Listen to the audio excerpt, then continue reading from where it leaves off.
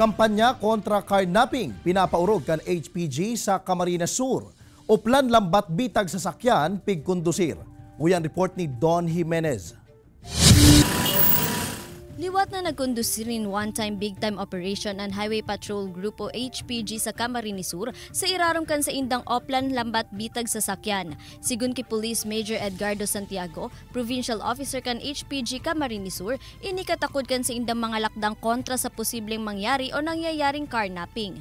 Ang purpose po nito ay upang makapagsagawa tayo ng mga anti-carnapping operation, malimitahan yung mga galaw ng mga carnappers, no, sitahin yung mga violators na lumalabag sa batas. Pigmo-monitor man subuot ninda kung nagkukumplian mga motorista sa batas trapiko.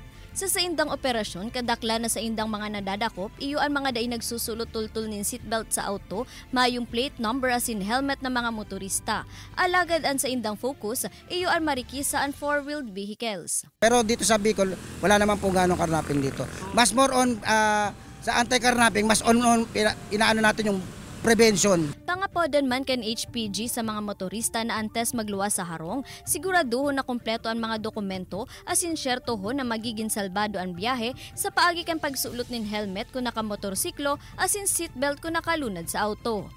Kaibanan si Jovel Ubiso, Don Jimenez, Balitang Bicolandia.